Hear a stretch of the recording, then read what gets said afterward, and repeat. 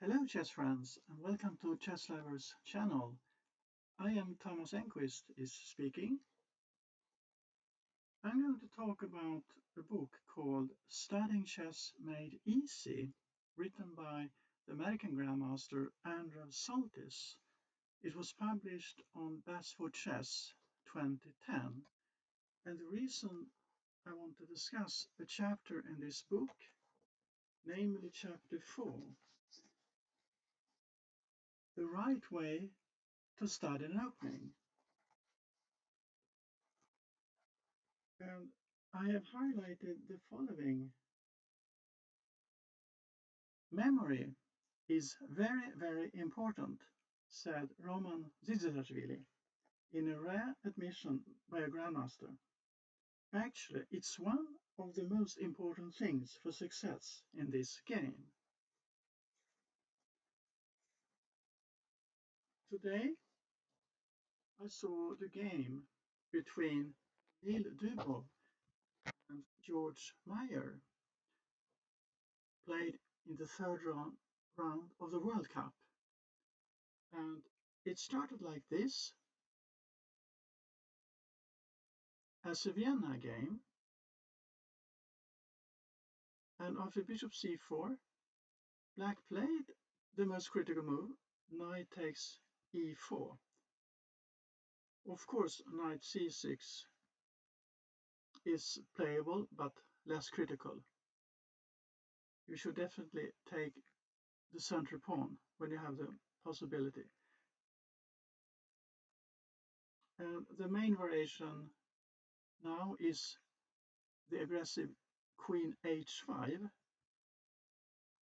Note that knight takes e4 is answered by d5 with good play for black.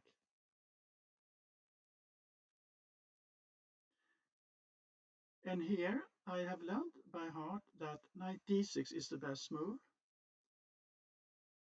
and black should play bishop b3. Note that queen takes e5 is not dangerous for black at all after the queens have been exchanged. Black has only one slight problem with his knight on d6, but he can easily improve the knight.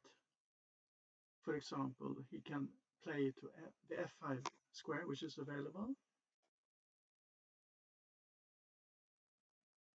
So bishop b3 is the critical line. And here, Meier played the most natural move, knight c6. And this is a move you would play if you don't know the theory. A simpler move is actually to play bishop e7 and just give back the pawn on e5 after either queen takes e5 or after 6 knight f3. So black can just continue his development in a normal fashion. But look what's happening now after this natural move. Now white can exploit that it's difficult to defend the pawn on f7 after knight b5. And note that the queen on d8 cannot help to defend the f7 square due to the weak c7 pawn. So the normal move here for black is to play g6. And then white renews the threat on f7 by playing queen f3. And here Meier played knight f5. The normal move here is f5, and then white plays queen d5 and renew the threat a second time, even a third time. So knight takes d6 followed by queen f7 mate. So black has to move the queen now. And here white takes a pawn on c7 and takes a rook. However, black will win back the knight on a8, and in the process white can win the pawn on b6.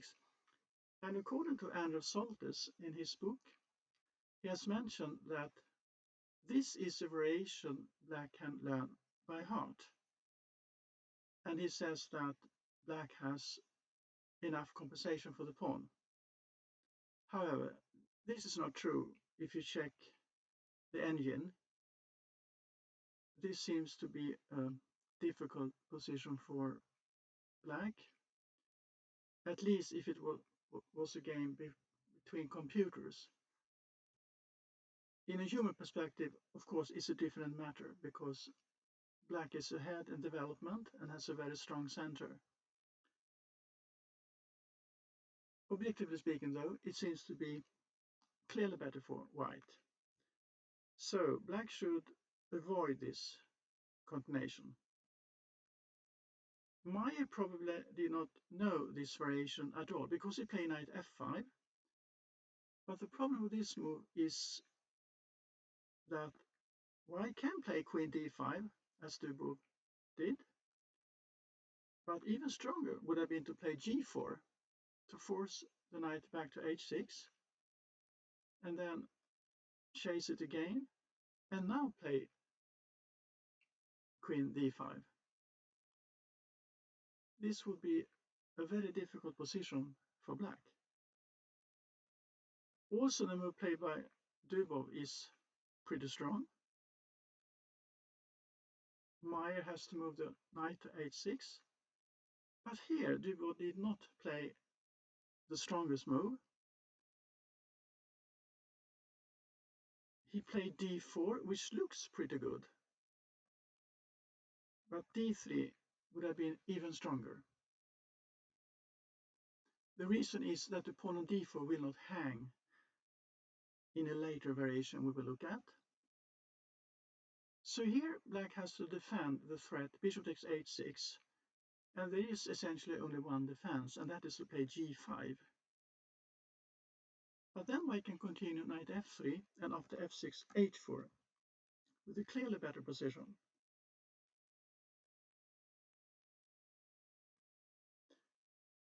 After d4, black has some tactics, because if now bishop takes h6, black has the intermediate move bishop e6. And after queen f3, bishop takes b3.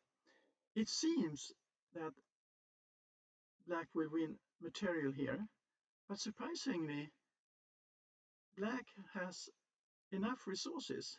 I saw this position live, and first I thought it was a clearly won position for Dubov, but it's not so easy. Dubov played the strongest move, bishop g7, and note that knight a3 seems to win material, but black has a resource knight takes d4 and bishop d5, and the pawn is hanging on g2. And this is even in black's favor. So Dubov played the strongest move, bishop e7, and the idea is, of course, if rook g8, white plays bishop f6 with a clearly won position. Instead, Meier took the knight on b5, and here, after expected bishop takes h8, it would have been a mistake due to knight is d4. Now we see the pawn on d4 is hanging here. So white has to move his queen, but after queen g5, black has a favorable position. So black has surprisingly a lot of resources, and the position can even be very dangerous for white. And this was a rapid game, but Dubov calculated perfectly because he played d takes e5. A very clever move because black must move the rook.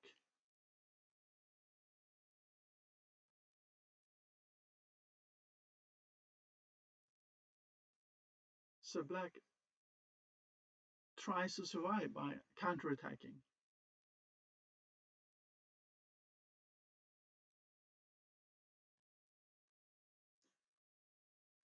Now Dubov did not play the best move. It would have been to play queen takes b7. But black would be perfectly fine after bishop c6.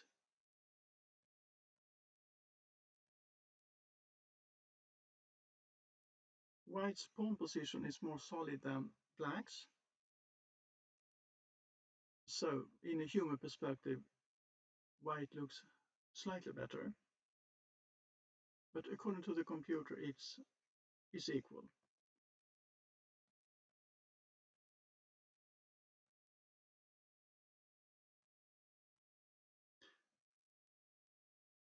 Yes, because after d takes e5, the pawn on b7 would hang.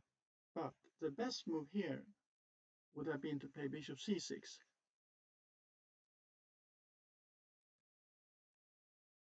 And this position would be in black's favor.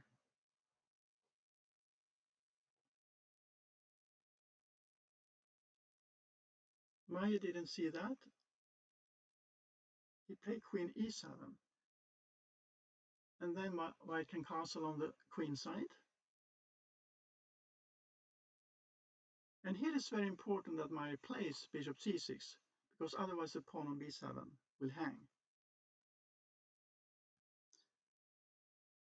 Note here that black is forced to take the bishop with the pawn, because otherwise the queen will be lost.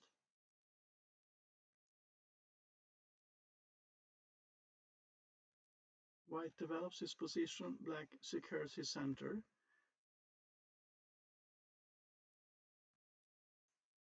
This position is approximately equal. And here Dubov found a very interesting tactical resource, especially in a rapid game of chess. Knight takes e5. So he destroys the center and transforms the position into an open center. Black's king has some problems, and black must play very precisely in this position. The best move now to secure equality would have been queen h4. But this position is still a little bit tough for black to handle in a practical, rapid game. Instead, he played queen f6. And I'm sure you can see now how white can proceed.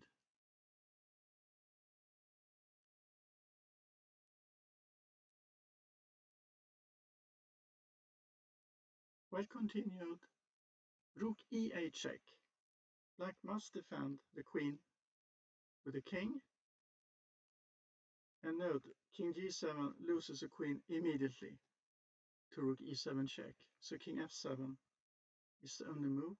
But then white has the pretty move queen c4. Because if black, in this position, black resigned, but the end could have been like this.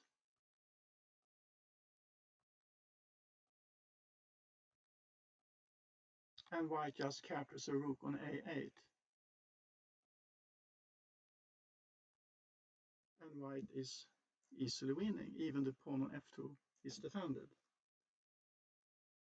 So this was a very instructive game, and it also shows, if you don't know what variation to remember,